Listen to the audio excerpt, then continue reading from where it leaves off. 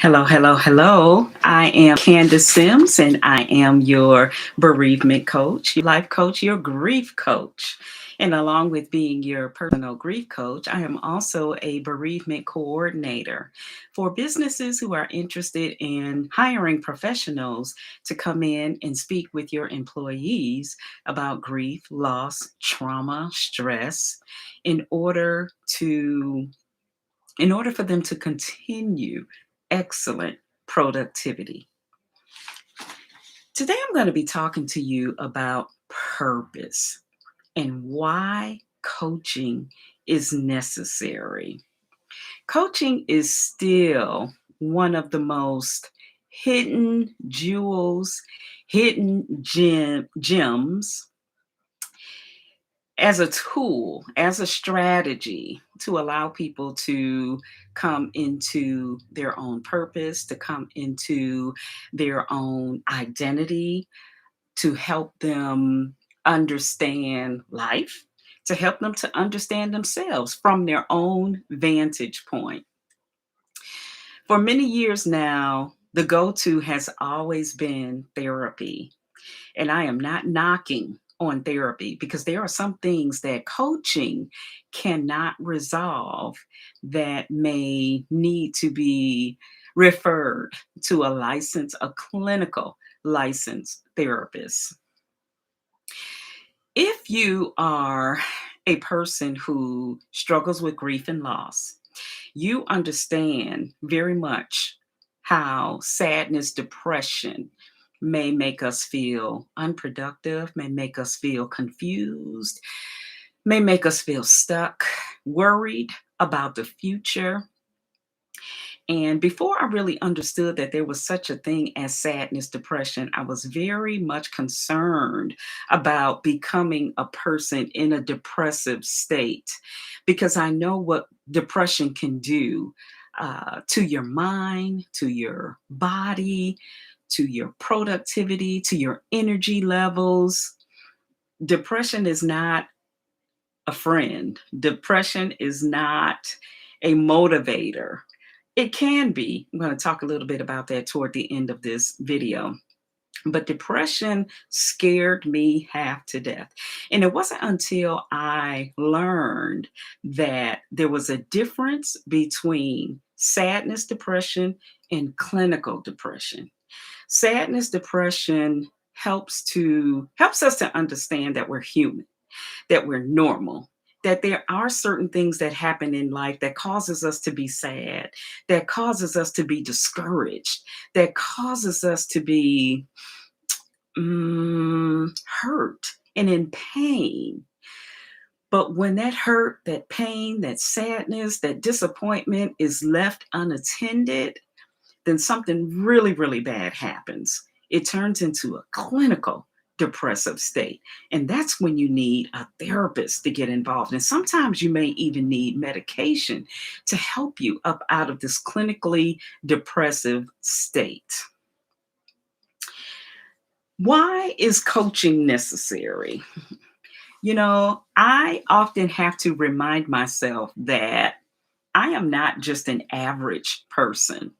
And I want you to know and understand that you're not just an average person as well. If you say that enough, if you're consistent with making that your morning mantra or your daily mantra, somehow your mind catches up to that and you start living above average. You start taking chances, you start going for certain positions because your body is used to and accustomed to you telling it that you're above average. You're not just average, you're above average. So what coaching does is coaching reminds you that you're above average. If you have a coach that's present with you, I mean, really present with you, that you know when you're bearing your heart and your soul to a person that you've hired to help you get from one destination to another, if you feel that they're connected with you and that they're present with you, that coach is going to help you understand that you're more than just average. I have this thriving ability to either speed up my progress or to slow down my progress. And so do you. You have the ability to speed up your progress or to slow down.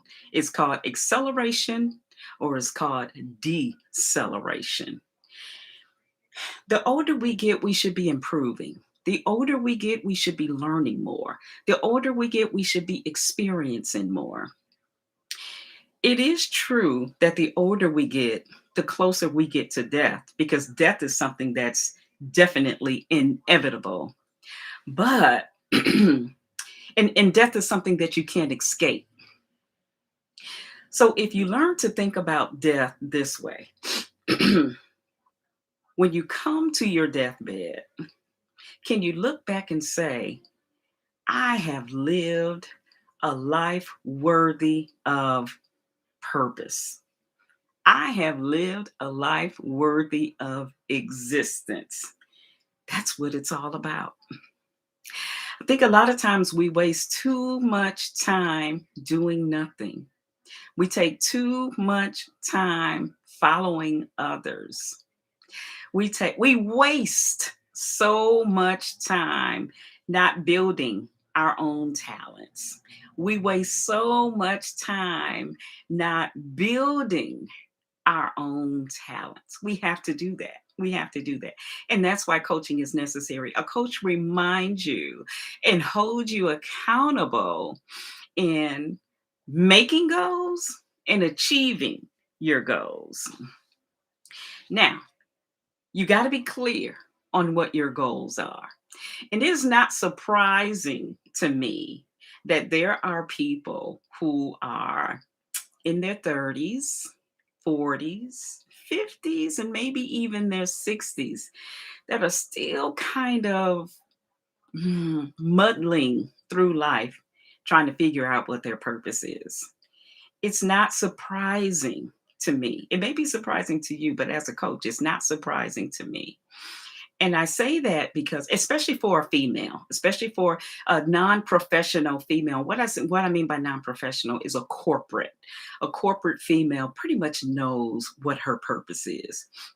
But a lot of us are not in corporate America. And so what is our purpose? For some of us, our purpose is taking care of our children, and that's a good purpose. Some of us is taking care of our husbands. That's also a good purpose. Taking care of our households, making sure our households are in order and intact. Those are awesome purposes. But you have a personal purpose as well. Those things are things that are managed by you, but they are not things that define who you are as a whole. Your purpose defines who you are as a whole. And that's why coaching is necessary, because coaching will allow you to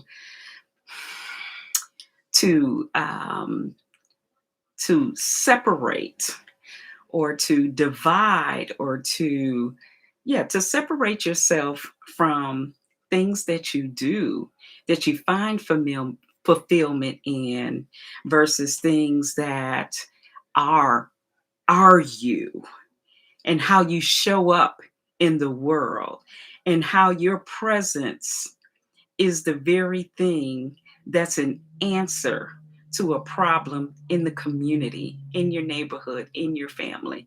Do you feel as though you're an answer to a problem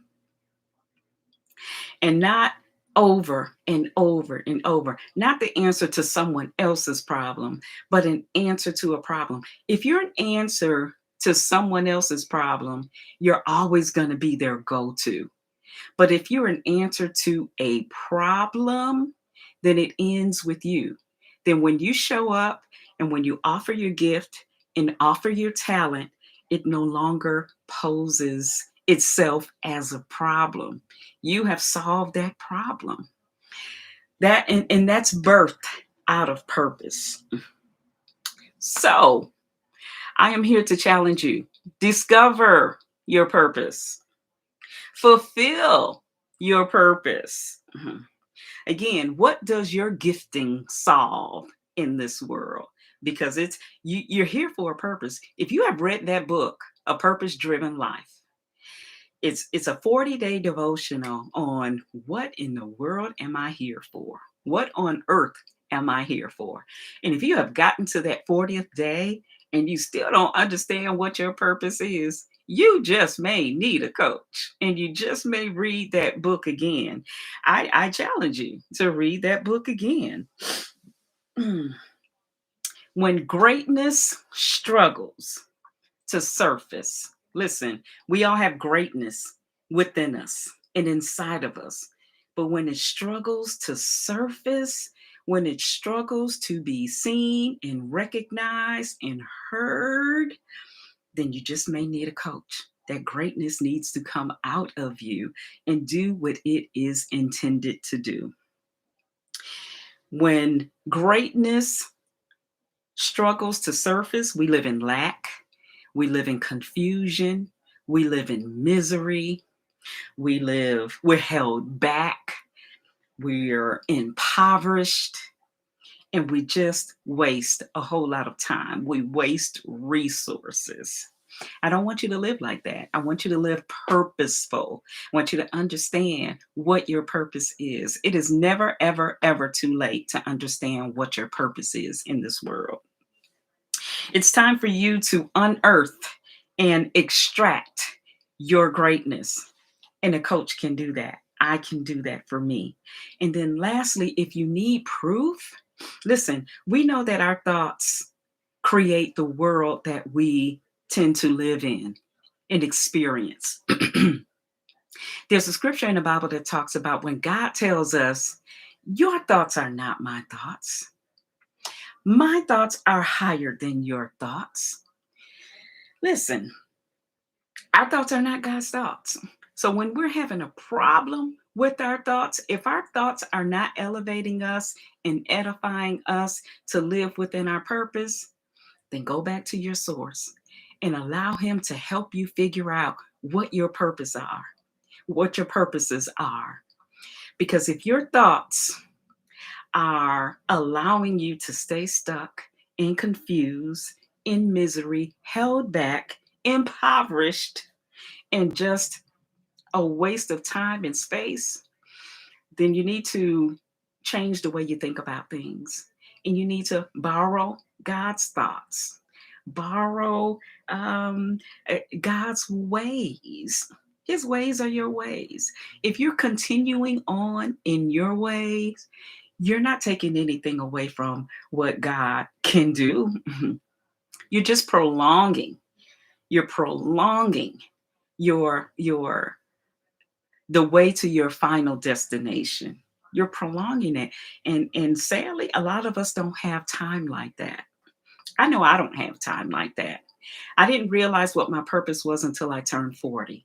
And I thank God that I learned what my purpose is. And you know what? Adversity hit at 40. That's when I lost my son to murder. At 40. I was 40. He was 22.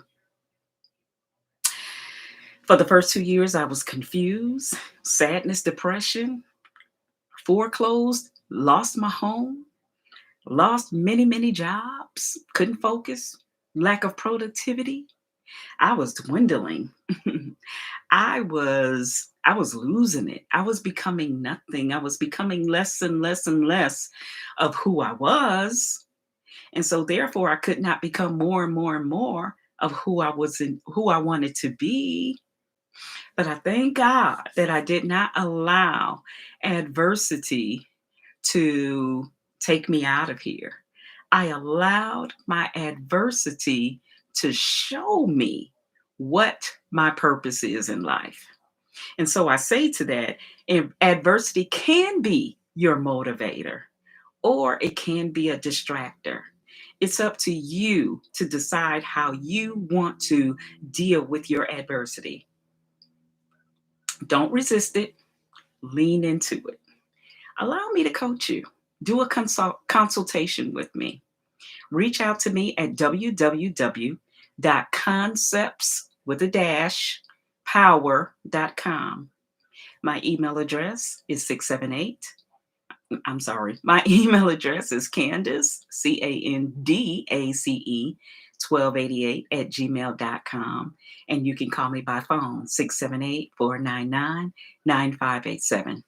Thank you so much for giving me 15 minutes of your time to share with you about why coaching is necessary.